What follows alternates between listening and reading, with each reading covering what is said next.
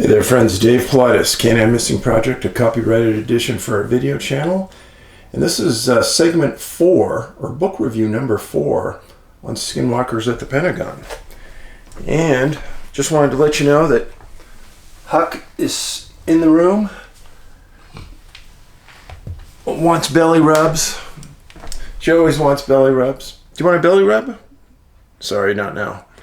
But she's going to try to hang in there and finish the segment with us. It's been blistering hot out here in Montana, and Great Pyrenees don't do good in the heat. So she likes being in here on the nice cool wood floor, hanging out with Dad. So let's get back to the segment, and away we go. So in segment 3, we covered a lot of interesting ground. And the links to the other segments are right here, right below the video, and you can catch them.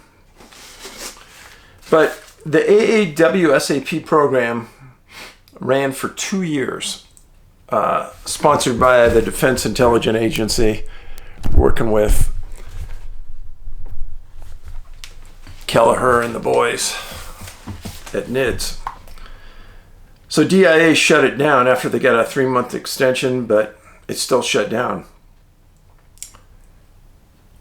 which is a little surprising to me. But February 27th, 2011, Lakatsky gave a high-level briefing to DIA officials. And the DIA officials were stunned at some of the things he talked about, which were UAPs, UFOs, paranormal incidents, poltergeist, orbs, blue orbs, all discussed along with various creatures that they saw. It was a 3.5-hour meeting. It was the most detailed presentation on this type of activity ever presented, probably in a government setting. So can you imagine, even if you're some of these intelligence people, something like this has never been done before, and for them to come in to some of these people who live in these cement buildings and explain, yeah, we're out in the field in Utah and we're seeing these blue basketball-shaped things flying around the yard. And I can only imagine what the people thought. Now, if it was anybody else, they'd think, oh, you were crazy and you were making it up. But these government officials had to have been stunned. Especially since these blue orbs have a lot of negativity associated with them, health-wise and other things. Well, after Lakatsky made this high-level presentation and basically shook up the government, children of one of the officials woke up with contusions and scratches as though they had been beat up one morning at their home. It was done to him in a bedroom. He said he tried to yell while he was being attacked and he couldn't.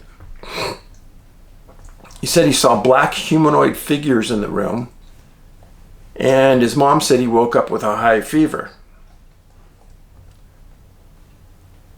Now, he didn't say that something beat him up, but he just explained that he went through this hell with these humanoid type things in the room. Now, at the same day and the same time that this boy of one of the officials is going through this, back at the ranch at Homestead 2, one of the security guards was walking around when he felt a presence there. He said that the canines that were the dogs didn't want to come out of their kennel. He said a flashlight that he used in the room, he said he felt something was there, so he flashed at it, turned it on, and said he felt negativity. And then the flashlight kept going on and off, and he said he wasn't triggering it. So he asked it to show itself, and that's when the flashlight went on and off and on and off, almost like it was communicating in some way. And then at the end of that night, after he went through all this, he talked to the other security guard, and anything going on? No. Went back and he had severe headaches. I'm somebody who knows something about that. I've got to say that some of the worst headaches I've ever had in my life were in conjunction with an unusual event I've experienced in the woods. And I've had some really bad headaches in my day. And I could say that one of these that I had was probably the worst one I ever had in my life. It was horrible. Now, could I say that it was because I experienced that event? I would say yes, definitely. And no, I haven't said what that event is. So, had this one meeting. Then Kelleher, Tom Kelleher, Hal Puthoff, one of the physicists, Lekatsky, had a meeting with the Undersecretary for Science and Technology at DHS. Now, you got to remember that this is in that time frame right after DHS was formed. They didn't have a lot of political clout. They were like the new kids on the block. And this person who was the Undersecretary for Science and Technology was the prior director for the Center for Biosecurity at the University of Pittsburgh Medical School. The goal of the meeting was to brief on mission goals and answer technical questions. They brought in BASS scientists who eventually took over the meeting because of so many questions, and they explained some of their findings that they had in the field and some of the findings on the research. They talked about the Tic Tac UFO off of Mexico, regarding the NABS battle group. Let me talk to you about that.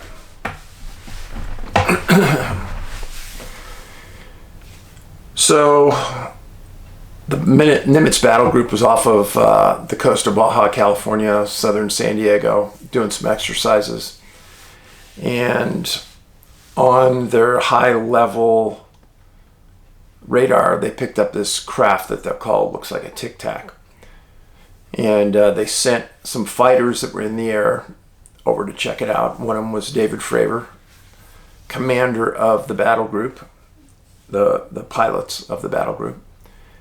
He went down, he got footage of it, and I was lucky enough to talk to Fravor for over an hour when we were doing a conference in Oregon.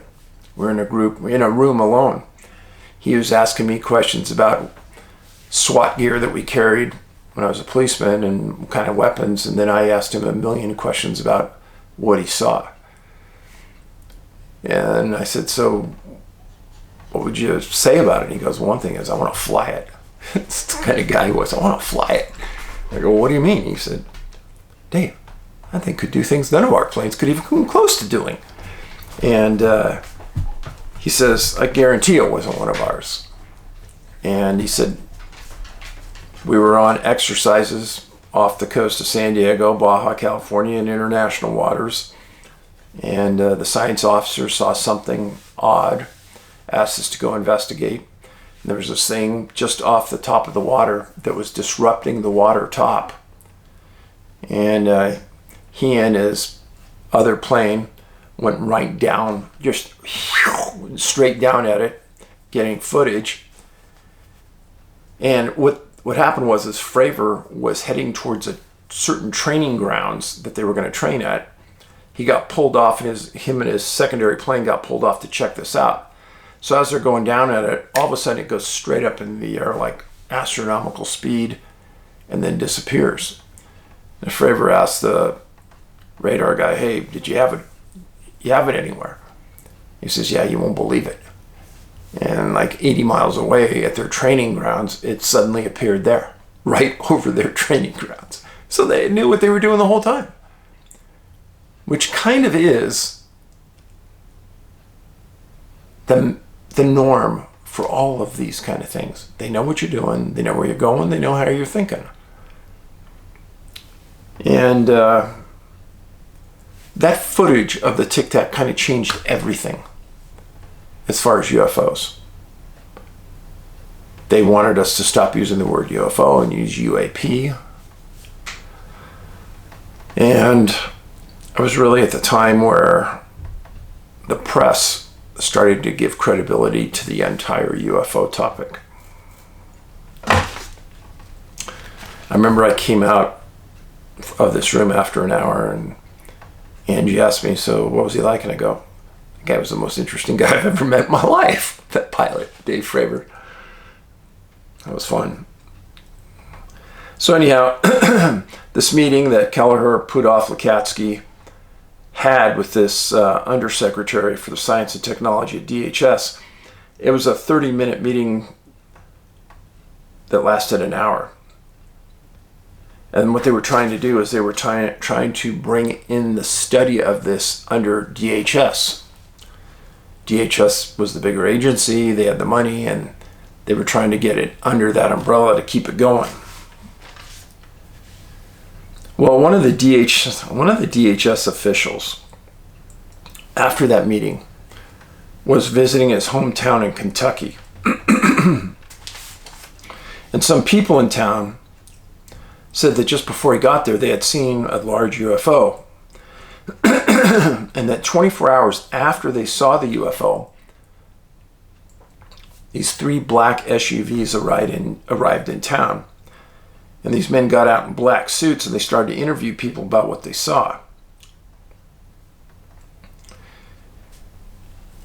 And this man's relative said that they had a very threatening tone to them. And they said it was better not to talk about this. So this official came back and they started to go to other agencies to ask them what they knew about these black SUVs and these UFOs that are seen. And there was no description gave of the UFO. But this official said he was treated rudely and harshly.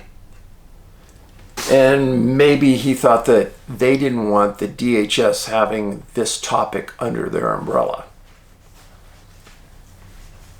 You know, for the last 60, 70, 80 years, the government agency that held the UFO topic, held it for whatever reason, essentially had the freedom to do anything they wanted with the topic because it wasn't, quote unquote, supported by any political lines, and very few politicians ever got involved. So what was done on it in the past is really a blur. And they'll say, well, nothing was really done in the past, which is baloney. You know that they were studying it.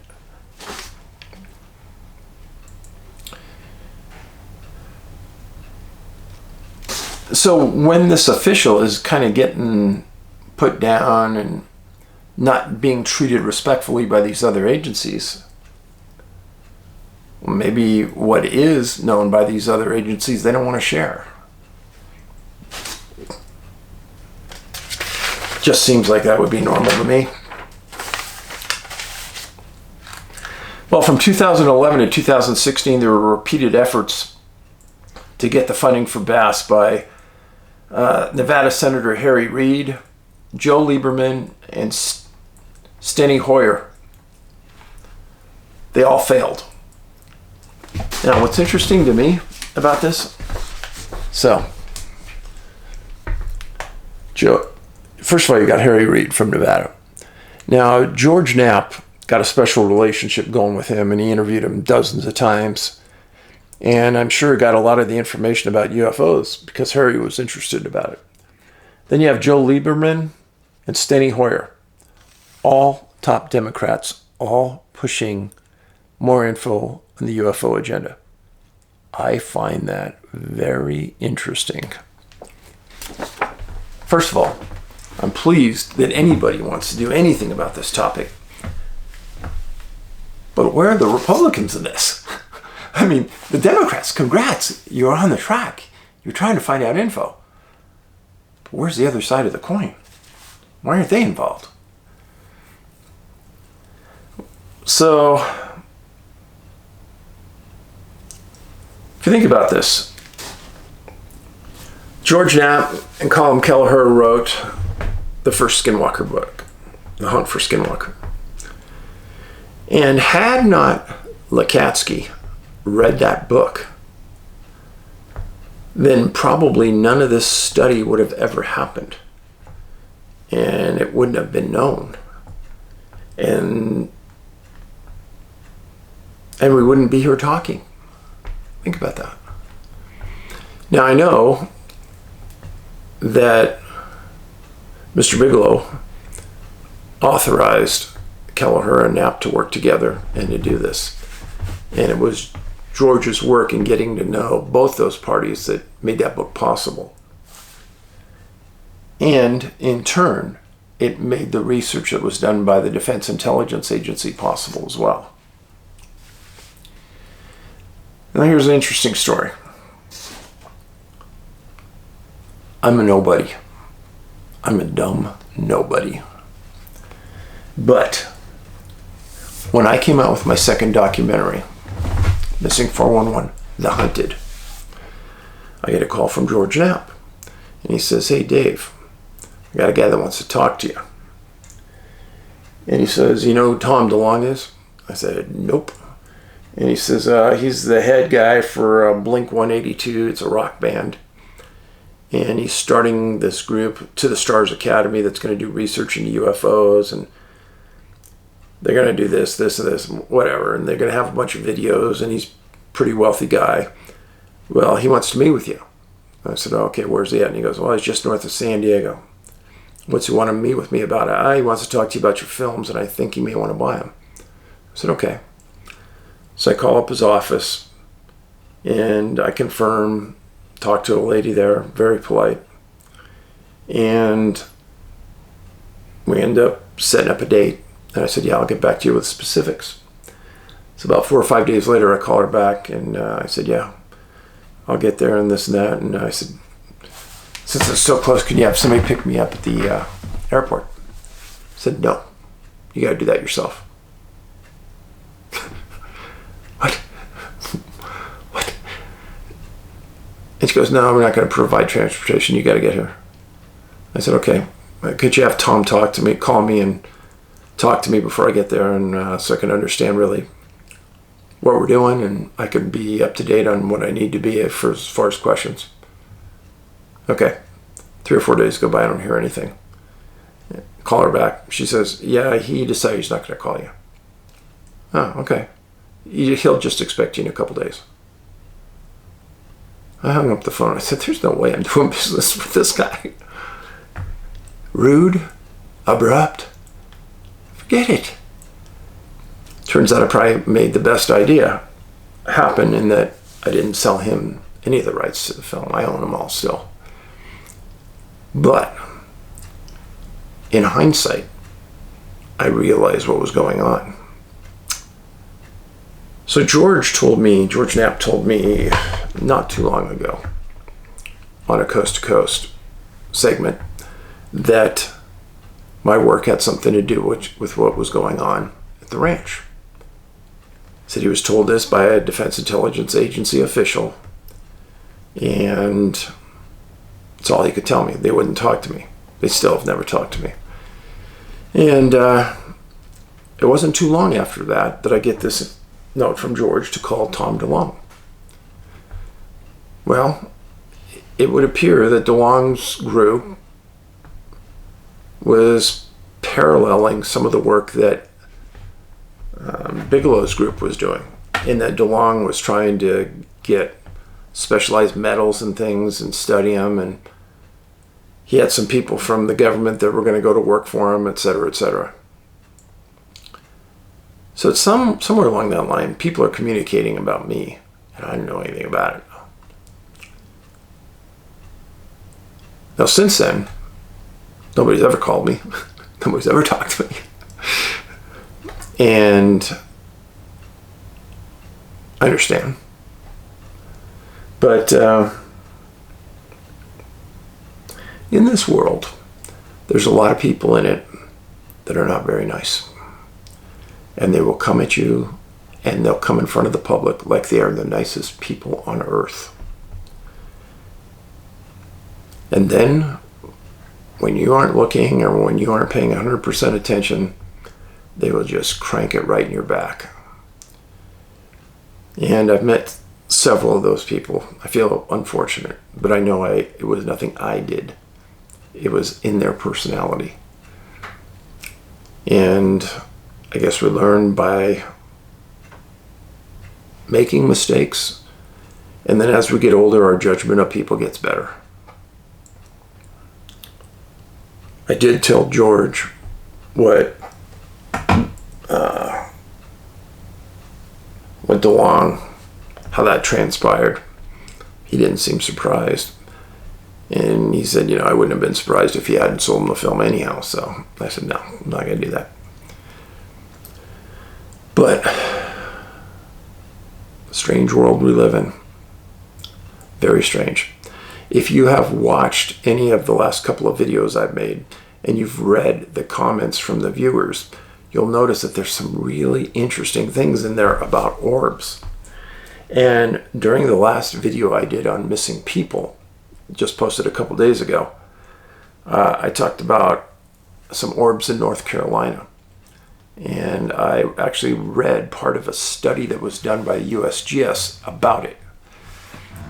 Typical government. Just feed you a line of garbage and expecting you to wolf it down and believe every line. They were doing it in the 1920s and they're doing it in the 2020s. It's unfortunate, but I think you'll find it interesting if you haven't listened to it. It's the first part of the last video I did on missing people. And I want everyone to know that our online store is still functioning. NA, like North America, NABigfootSearch.com has my books there. All of them are $24.99 or $29.99. And I just looked at Amazon today and they want over $100 per book. $140 for a couple of them. So don't buy my books on Amazon. All of our hats, all those things are on our online store, open 24/7. I greatly appreciate all the support you have given me over the years. And I also greatly appreciate the friendships. Now we'll have at least one more segment on the Skinwalker at the Pentagon book. And again, I'm still stunned by this. 3 top Democrats are the ones that are pushing for the government to do more studies on this. Kudos to those 3 gentlemen for even being interested and putting their reputations out there. I think it's outstanding. In the meantime, I think Huck got bored with the topic. She got up and left right in the middle. Anyhow, this is Dave Paulides saying thanks for being here. Be safe. Do something nice for somebody today. And post this on your social media. Paulides out.